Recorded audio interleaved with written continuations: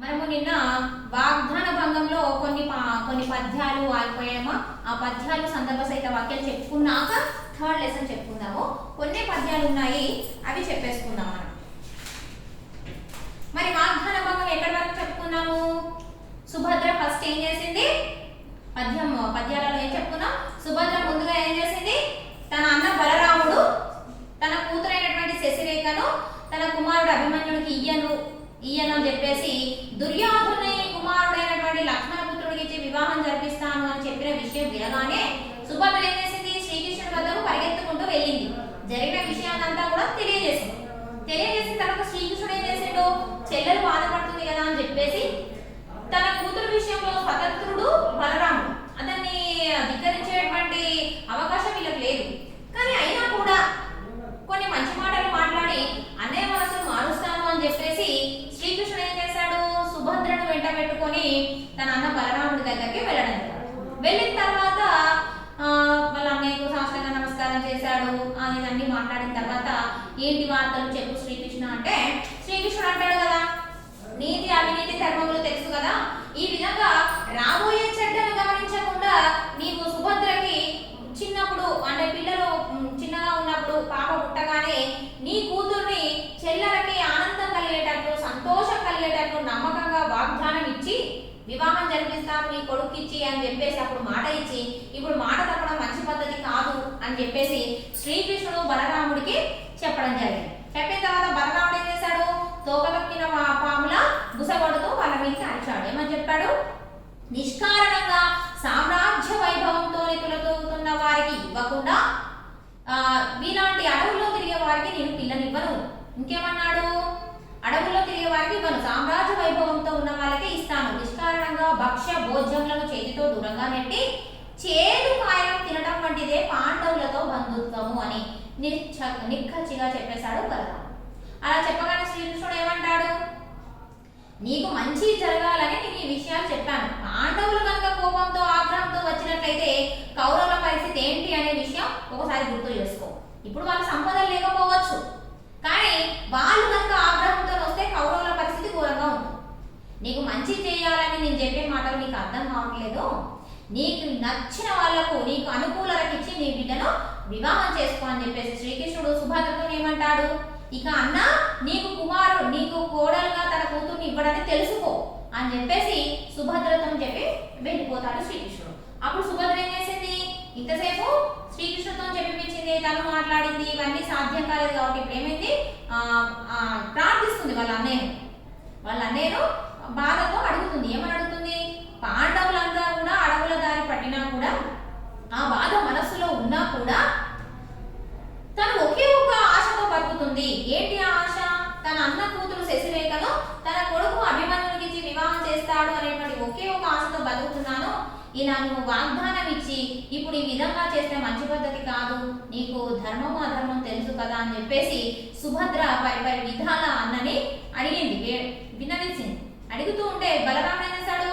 ఇష్టం వచ్చినట్లు చెల్లెల్ని హేళన భావంతో మాట్లాడాడు. మీకు పిల్లనివ్వడం కంటే ఆ అమ్మాయిని నూతిలో పడవేయడం మేలు, మీలాంటి వాళ్ళకు ఇలానే జరగాలి అని చెప్పేసి చాలా మాటలు తూలనాడాడు కదా.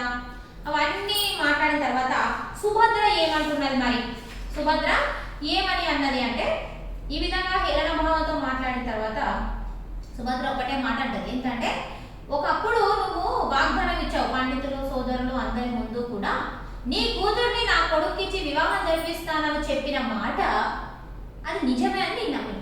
కానీ ఇప్పుడు ఏమంటున్నావు? ఆ మాట నవ్వులాటకు అన్నాను అని నీవు అంటున్నావు. నవ్వులాటకు అన్నాను అని అన్న తర్వాత ఇక నేను నిన్నెంత వేడితే మాత్రం ఏం లాభం? ఎంత వేడుకుంటే మాత్రం ఏం లాభం? అది ప్రమాణము, అది వాగ్దానము అని నేను అడిగాను ఇంతసేపు. కానీ అది నేను నవ్వులాటకు అన్నాను అని నువ్వు అన్నాక ఇక నేను ఎంత వేడితే మాత్రం ఏం లాభం అని చెప్పేసి, మాకు ఎందరో రాజకన్యలు ఉన్నారు నా కుమారుని వివాహం చేసుకోవడానికి అని చెప్పేసి సుభద్ర ఇంకేమేమి వాళ్ళ అన్నతో మాట్లాడిందనే పద్యాలు 4 మిగిలాయమ్మా. ఆ పద్యాలు చెప్పేస్తున్నాను. ప్రియ బంధువుల సంపదయు నుదించితే చాలు, నొరులలేమిక సహ్యముందవలనే, దొడ్డు కొంచెములెన్న దొడరెడు నీ బిడ్డ బొడ్డున మని గల్గి పుట్టెనేమో, తోబుట్టు పురుషో పరుషోక్తి వచింతు వీవన్నగా తలంపని ప్రియాన్నంబును నిరభుజించుట కంటే కారాకుదిని బ్రతుకంగవలదే. ప్రియ బంధువులందరి ముందట నీవు అప్పుడు వాగ్దానం ఇచ్చావు, ఇప్పుడు ఈ విధంగా ఇష్టం వచ్చినట్లు మాట్లాడుతున్నావు, కానీ ఈ విధంగా చేస్తున్నావు. మరి నీ కూతురు మాత్రం బొడ్డున మాణిక్యంతో పుట్టిందా ఏంటి, ఈ విధంగా మాట్లాడుతున్నావు అని చెప్పేసి సుభద్ర కూడా పరుషమైనటువంటి మాటలు మాట్లాడుతున్నావు, తోడబుట్టిన చెల్లెలని కూడా చూడకుండా పరుషమైనటువంటి మాటలు మాట్లాడుతున్నావు అని చెప్పేసి సుభద్ర తన అన్నను నిలదీసింది, కోపడింది. ఇంకేమంటున్నది, నీలాంటి అన్న దగ్గర నేను అన్నం తినడం కంటే, నీలాంటి వారి దగ్గర అన్నం తినడం కంటే అడవిలో ఎండుటాకులు తిని బతికింది నయం అని చెప్పేసి ఆమె కూడా తన అన్నని నిందించింది. నీనెరడు జాడ నిట్లింటి గాని రాజకన్యలెందైన దగువారు గలరు మాకు నిన్ని దినములు మిగు గోరియున్న పనికి కన్నెనీయక వర్ధిల్లుడన్నలారా. నీ ప్రేమ ఎంతో చూద్దామని, నీ ప్రేమ ఎంత ఉందో చూద్దామని నువ్వు ఒకప్పుడు వాగ్దానం ఇచ్చావని నేను ఈ విధంగా అడిగాను, కానీ నీవు ఇంత పరుషంగా మాట్లాడావు, ఇంత కఠినంగా బాధపడే విధంగా మాట్లాడావు. మాకు కూడా ఎందరో రాజకన్యలు ఉన్నారు, నా కుమారుని వివాహం చేసుకోవడానికి ఎందరో రాజకన్యలు ఉన్నారు, కానీ నీ ప్రేమ ఎంత ఉందో తెలుసుకుందామని నేను అడిగాను, కానీ నీ విధంగా మాట్లాడావు కదా. నీకు ఇచ్చిన వాళ్ళని, నీకు నచ్చిన వాళ్ళకు నీ కూతురునిచ్చుకొని వర్ధిల్లు అని చెప్పేసి అక్కడి నుంచి సుభద్ర వెళ్ళిపోతున్నది. ఇంకేమంటున్నారు చూడండి, వనజపగుండు మొన్ను తల వ్రాసిన రీతి ఫలించు ధారుని జనములకున్ శుభాశుభము శాశ్వతమై సిరి తెచ్చు కోతలంబును గల నిన్ను బెక్కనుట బుద్ధి ఎగాదిట మీద నీకు దోచిన క్రియవీయ మంది సుఖచిత్తుడవై మనుమీహలాయుధ. ఏమంటున్నది ఇక్కడ సుభద్ర, మునుపు అంటే ముందుగా బ్రహ్మ ఏ రీతిగా తలవ్రాత రాశాడో ఆ విధంగానే జరుగుతుంది ఈ లోకంలో ఉన్నటువంటి ప్రజలకు.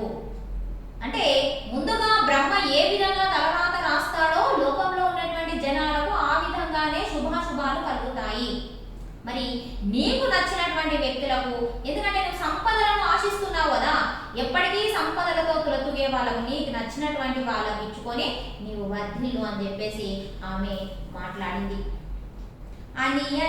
అనియట్లగ్రజు దూరుచు ధన భవనంబునకు జనే ధర్మీమని కన్గునలడ వెడలుడుకు నీరు నమునిపై ఎదడవ జరణముల్ దొట్రువడన్ అని ఆ విధంగా మాట్లాడి తను కన్నీరు కారుతూ ఉండగా, పాదాలు తడబడుతూ ఉండగా తను తన మందిరానికి తను వెళ్ళిపోయింది.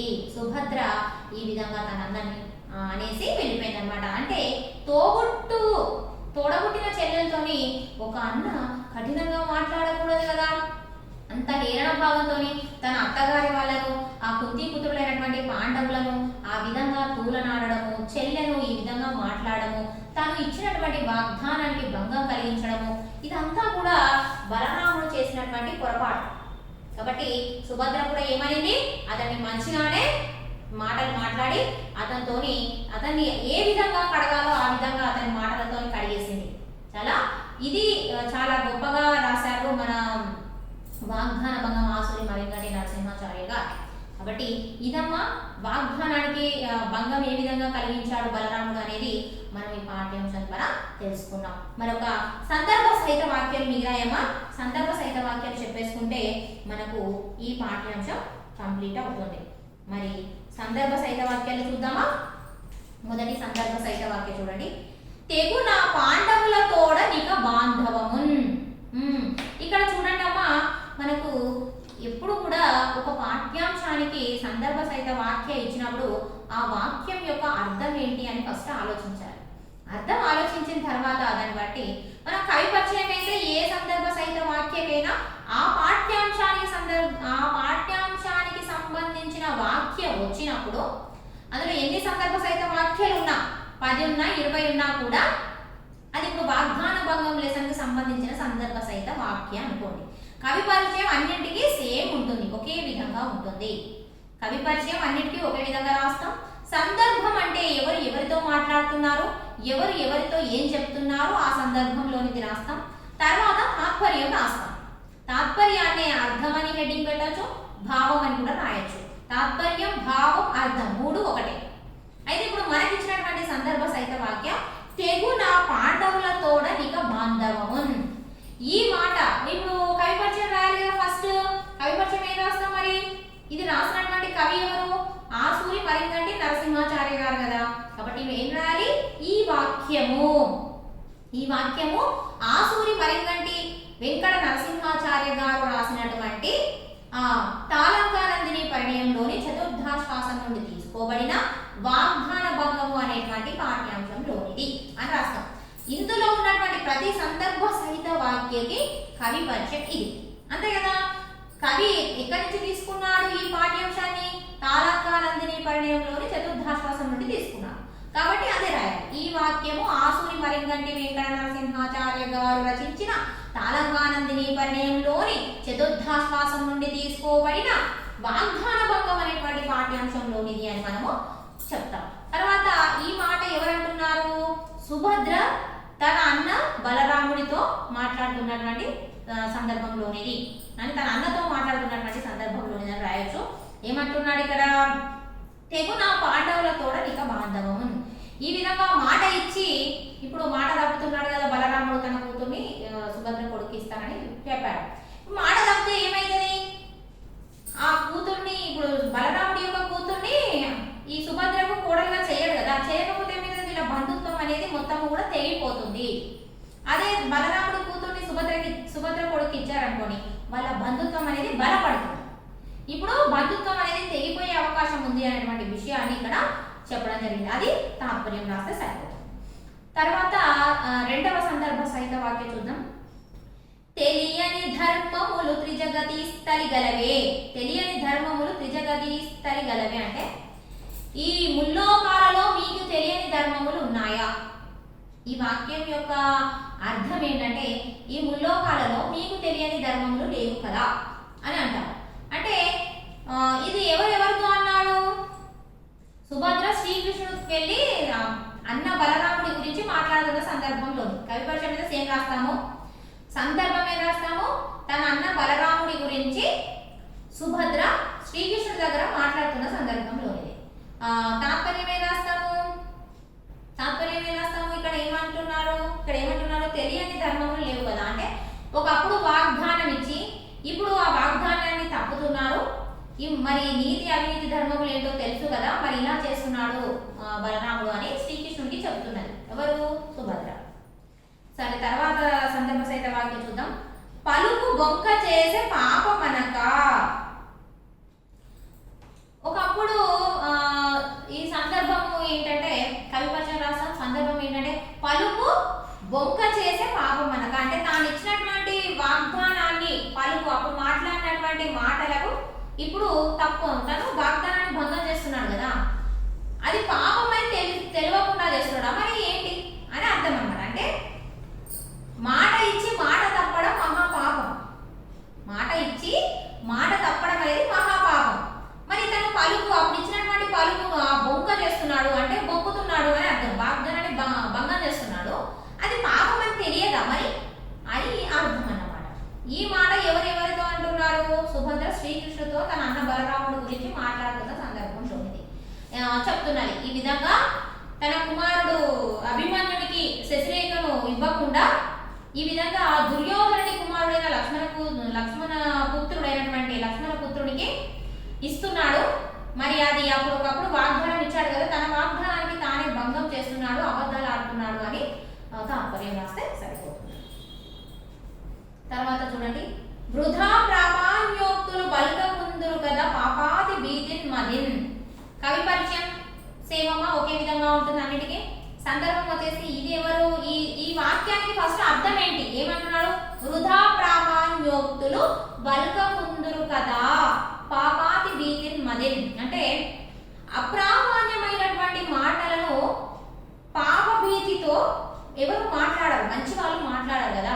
అమ్మో పాపం తగులుతుందో ఏమో అనేటువంటి భయంతో అప్రమాణ్యమైనటువంటి మాటలు మంచి యోగులు యోగీశ్వరులు ఇలాంటి మంచి తెలిసిన వారు నీతి కోవిదులు మాట్లాడరు అని ఎవరన్నారు ఇక్కడ? ఈ మాట ఎవరితో అన్నారు? శ్రీకృష్ణుడు బలరాముడితో మాట్లాడుతున్న సందర్భంలోనే. శ్రీకృష్ణుడే కదా తన అన్న బలరాముడి దగ్గరికి వెళ్ళి ఆ విధంగా మాట్లాడతాడు.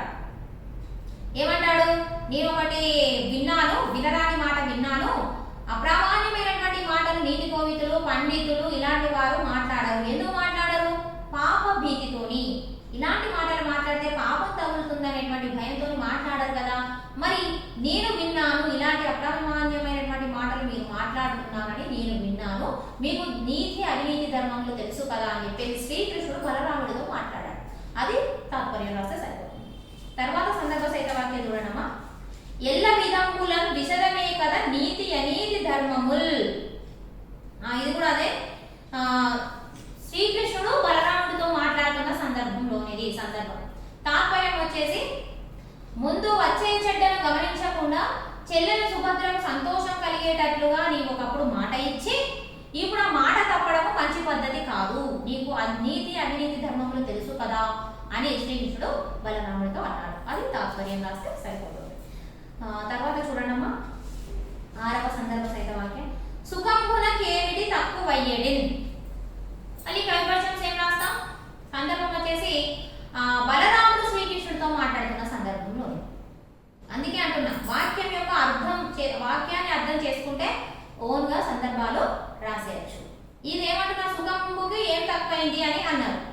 సుభద్రకు సుఖానికి తక్కువేమైంది అని అన్నది ఎవరు? బలరాముడు శ్రీకృష్ణుడితో మాట్లాడాడు. అంటే ఏమంటున్నాడు బలరాముడు? అప్పుడు ఈ సుభద్రను పాండవులకు ఇస్తే ఆమెకు సుఖాలకు లోటు లేదు, ఇక నా కూతుర్ని ఇవ్వాలా, సుఖాలకు లోటు ఉండదు కదా అని హేళన భావంతో బలరాముడు మాట్లాడాడు. అది తాత్పర్యం. తర్వాత బియ్యమంతంగా ఊహించు వెర్రి కలడే. ఇది కూడా ఎవరెవరితో అంటున్నారు? బలరాముడు శ్రీకృష్ణుడితో మాట్లాడుతున్న సందర్భంలోనిది.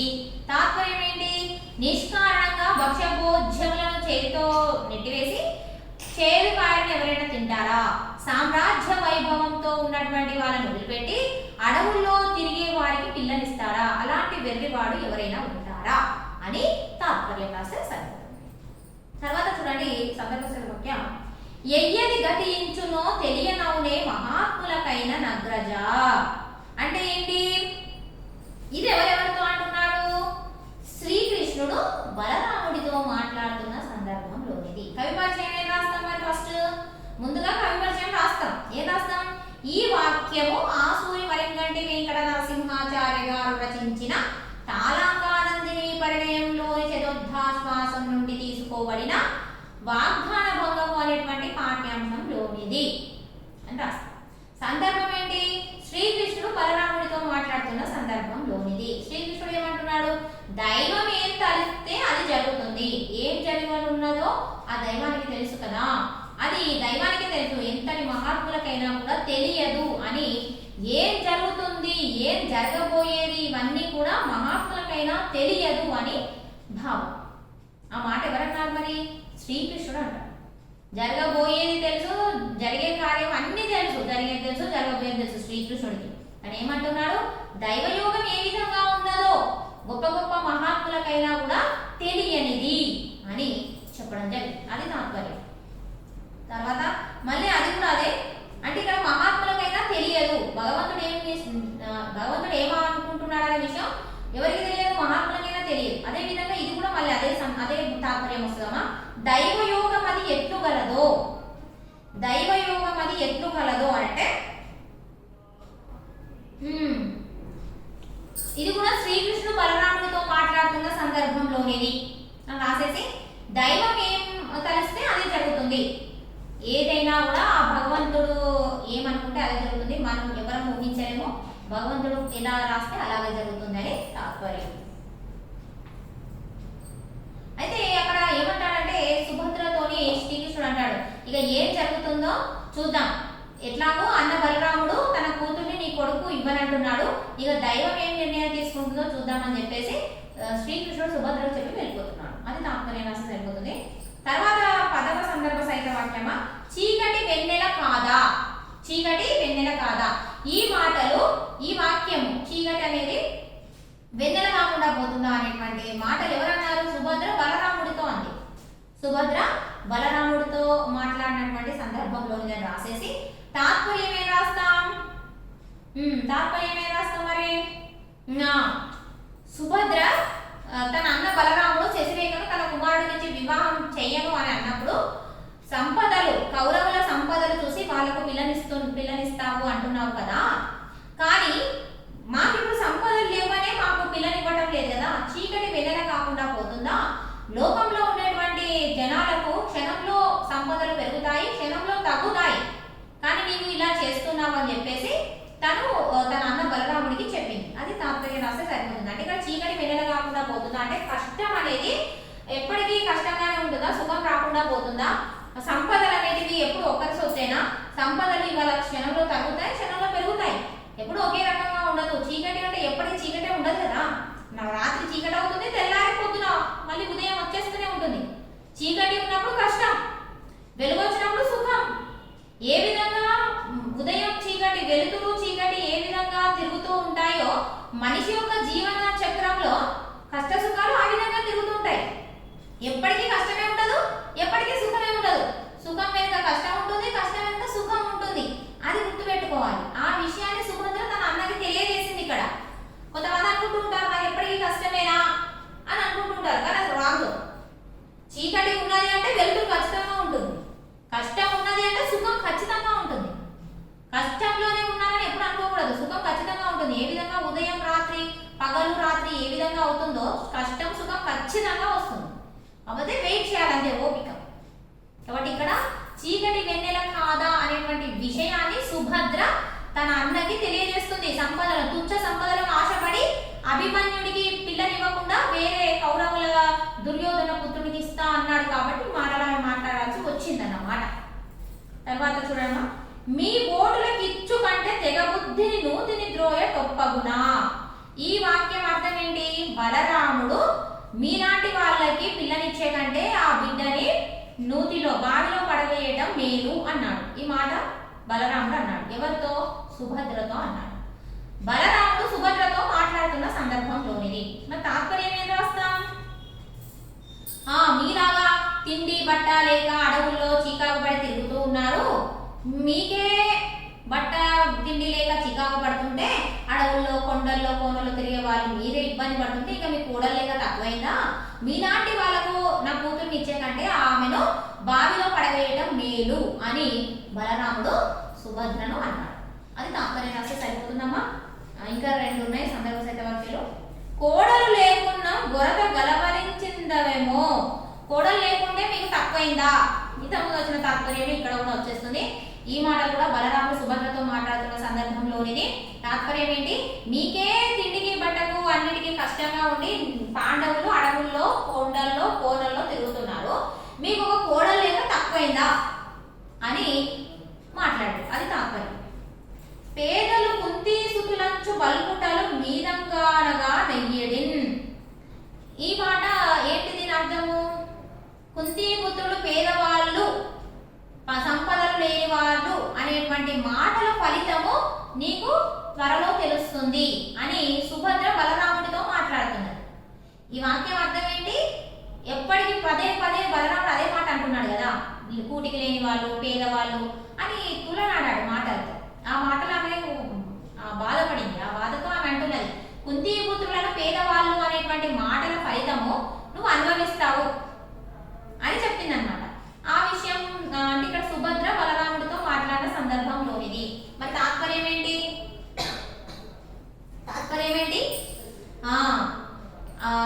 నీకు నచ్చిన వాళ్ళ సంపదలు పొగిడావు, మరి పాండవులు పేదవాళ్ళు అని వాళ్ళని అసహించుకోవడం దేనికి? అసలు వాళ్ళని ఎందుకంటావు? అనకూడదు. వాళ్ళను అన్యాయంగా ఈ విధంగా ఏమి లేని వాళ్ళని ఇష్టం వచ్చినట్టు తూలనాడావు, ఆ మాటల ఫలితం నీవు అనుభవిస్తావు అని తాత్పర్యము. ఇది సందర్భ సహిత వాక్యాలు. మన వాగ్దాన భంగం పూర్తయింది. ఇప్పుడు మనం 3వ లెసన్ నారసింహ శతకం గురించి చెప్పుకుందాం. మరి నారసింహ శతకము రాసినటువంటి కవి ఎవరు? ధర్మపురి శేషప్ప. నారసింహ శతకం ఎవరు? ధర్మపురి శేషప్ప. మరి ఈ కవి ఏ శతాబ్దానికి చెందినటువంటి కవి? క్రీస్తు శకం 18వ శతాబ్దానికి చెందినటువంటి కవి. మరి ఈయన రచించినటువంటి నారసింహ శతకం నుండి ప్రస్తుతం నారసింహ శతకంలో ఉండేటువంటి పద్యాలు ఈయన రచించినటువంటి నారసింహ శతకం నుండి తీసుకోబడ్డాయి. మరి ఈయన రాసినటువంటి రచనలు ఏంటి అని అంటే 2 శతకాలు రాశారమ్మా. నృకేసరి శతకము, నారసింహ శతకము. నృకేసరి శతకము, నారసింహ శతకము. ఈ 2 శతకాలు రచించారు మన ధర్మపురి శేషప్ప గారు. అయితే ఈయన రాసినటువంటి నారసింహ శతకం నుండి ప్రస్తుతం మనము ఇందులో నేర్చుకున్నటువంటి పద్యాలు నారసింహ శతకం నుండి తీసుకోబడ్డాయి. మరి ఈయన ధర్మపురి శేషప్ప గొప్ప మహాభక్తుడు. ఆ నరసింహస్వామికి గొప్ప మహాభక్తుడు. తను తన జీవితాన్ని ఆ నృసింహస్వామికి అంకితం ఇచ్చినటువంటి భక్తుడు. చాలా గొప్ప వ్యక్తి. ఈయనకి మంచి లోకానుభవము, ఆధ్యాత్మిక చింతన, భక్తి తత్పరత అన్నీ ఎక్కువ. లోకానుభవము, ఆధ్యాత్మిక చింతన ఇలాంటివన్నీ కూడా ఎక్కువగా ఉన్నాయి. కాబట్టి ఆయన రచనలలో అవన్నీ కూడా బాగా ఉపయోగపడ్డాయి. అందుకే ఆయన పద్యాలు చదువుతుంటే మనకు అందులో భక్తి, వైరాగ్యము అన్నీ కూడా మనకు కనబడతాయి. కాబట్టి చాలా చక్కగా ఆయన భక్తి తత్పరతతో రాసినటువంటి పద్యాలు నారసింహ శతకంలోని పద్యాలు. తను నారసింహ శతకాన్ని, తన జీవితాన్ని తన భగవంతుడైనటువంటి ఆ నరసింహస్వామికి అంకితం ఇచ్చాడు. మరి ధర్మపురి శేషప్ప అని పేరు ఉంది కదా. మరి ధర్మపురి అంటే మన తెలంగాణ ప్రాంతంలో గోదావరి తీరాన ఉన్నటువంటి పుణ్యక్షేత్రాలలో ధర్మపురి ఒకటి. ఆ పుణ్యక్షేత్రాలలో ధర్మపురి ఒకటి. అక్కడ ఈయన జన్మించాడనమాట. అందుకే ఈయనకి ధర్మపురి శేషప్ప అని పేరు. ఈయన నరసింహస్వామి యొక్క గొప్ప భక్తుడు. ఈయన రాసినటువంటి ఈ శతకము గొప్పదైనటువంటి సుందర సుమధుర శతకము. ఈ నరసింహ శతకము గొప్పదైనటువంటి సుందర సుమధుర శతకము. ఇది చాలా భక్తితో మైమరచి రాసినటువంటి కవిత్వము. ఇది చాలా గొప్పదైనటువంటి అమూల్యమైనటువంటి శతకము అని మనం చెప్పవచ్చు. ఆ విధంగా ధర్మపురి శేషప్ప గారు ఈ నారసింహ శతకము రాసే సమయంలో ఆయనకి చాలా దీనావస్థలో ఉన్నారట. అంటే చాలా ఆర్థిక ఇబ్బందులు చాలా ఉన్నాయి ధర్మపురి శేషప్ప గారికి. ఈ నరసింహ శతకం రాసే సమయానికి ఆయనకి బాగా దీనావస్థలో ఉన్నట్లు తెలియజేశారు.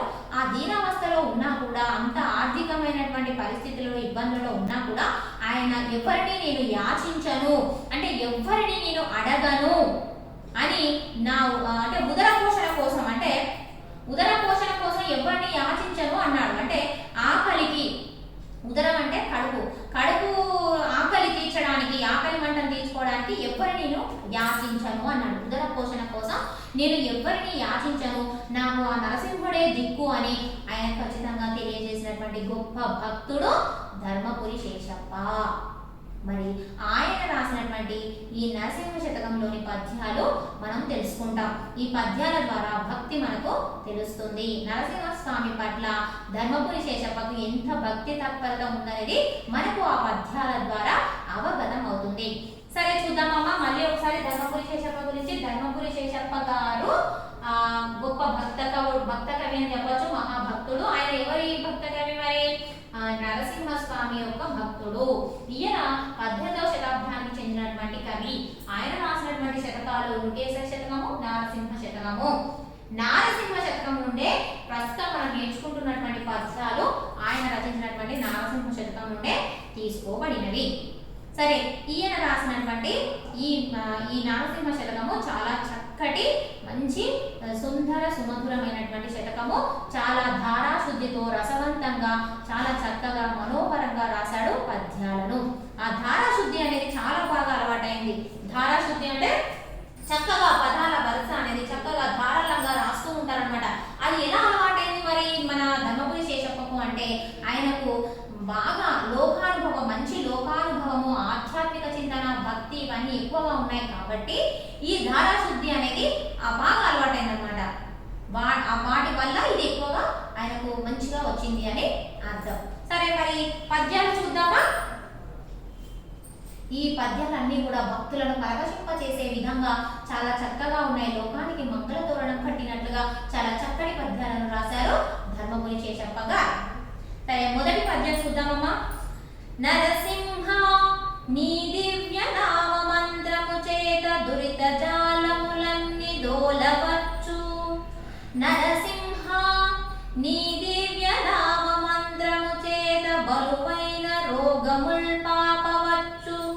నరసింహ నీ దివ్య నామ మంత్రము చేత రిపు సంఘముల సంహరింపవచ్చు. నరసింహ నీ దివ్య నామ మంత్రము చేత దండహస్తుని బంట్ల ధరుమవచ్చు. భలిరా నేని మహామంత్ర బలము చేత దివ్య వైకుంఠ పదవి సాధింపవచ్చు. భూషణ వికాస శ్రీధర్మపుర నివాస దుష్ట సంహార నరసింహ దురిత దూరా. చూడనమ్మా, ఆయన యొక్క భక్తి ఇక్కడ ఎంత ఖచ్చితంగా పర్ఫెక్ట్ గా ఆయన భక్తి తత్పరత మనకు గోచరిస్తుంది. ఆయన ఏమంటున్నాడు? నరసింహ నీ యొక్క నామాన్ని తలుచుకుంటేనే, నీ యొక్క నామాన్ని తలుచుకుంటేనే పాపములన్నీ తొలగిపోతాయి. నరసింహ అని ఒక్క మాట, ఆ నామ మంత్రం, అది ఒక మంత్రం. నరసింహ అనేది ఒక మంత్రం లాగా, నరసింహ అంటే చాలు పాపములన్నీ కూడా తొలగిపోతాయి. ఇంకేమంటున్నాడు? నీ నామాన్ని తలుచుకుంటే బలమైన రోగాలన్నింటినీ పంపించేయచ్చు, రోగాలన్నీ కూడా పోతాయి. నీ నామాన్ని జపిస్తే ఆ దండవస్తుని బంట్లను తరమవచ్చు. అంటే ఆ యముడు ఆ యముడి యొక్క భటులు ఉంటారు కదా, మన ప్రాణాన్ని తీసుకువెళ్ళడానికి. ఆ యమ భటులు ఒకవేళ వచ్చినా కూడా వాళ్ళని తరమవచ్చు. అంటే నీ నామ మంత్రానికి అంత శక్తి ఉన్నది అని ఇక్కడ చెప్తున్నాడు అనమాట. ఏమంటున్నాడు? నరసింహ నీ దివ్య నామ మంత్రము చేత రిపు సంఘములను తరిమివేయవచ్చు. అంటే రిపు సంఘములు అంటే శత్రువులు అన్నమాట. శత్రు సంఘములు, మనకి ఎవరైనా శత్రువులు ఉంటే ఈ నరసింహ అనేటువంటి నామమంత్రం చేత ఆ శత్రువులందరినీ కూడా పారద్రోల వేయవచ్చు. అంటే ఇక్కడ చూడండి ఏమంటున్నాడు ఇక్కడ? నరసింహ అనేటువంటి ఒక మంత్రం, నరసింహ అనేటువంటి నీ నామమంత్రాన్ని జపిస్తే పాపములు తొలగిపోతాయి. నరసింహ అనేటువంటి నీ నామమంత్రాన్ని జపిస్తే ఎప్పటి నుంచో బలంగా ఉన్నటువంటి రోగాలు ఉంటాయి కదా, కొన్ని మనిషిని విడిచిపెట్టని రోగాలు, ఆ రోగాలను కూడా మనం పంపించేయచ్చు. ఎప్పటి నుంచో శత్రువులుగా ఉండేటువంటి వాళ్ళు, మన మీద శత్రువులుగా దాడి చేసే వాళ్ళు ఉంటారు కదా, వాళ్ళను కూడా మనం వెళ్ళగొట్టవచ్చు. చివరకు ఆ యము భటులను కూడా మనము నీ నామమంత్రం చేత, నరసింహ అనే ఒక నామమంత్రం చేత ఆ యమ భటులను కూడా మనము పంపించి వేయవచ్చు అని చెప్పేసి బలిరా అని అంటున్నాడు. సరేమ్మా, థ్యాంక్ యూ సో మచ్. రేపు చెప్పేసుకో.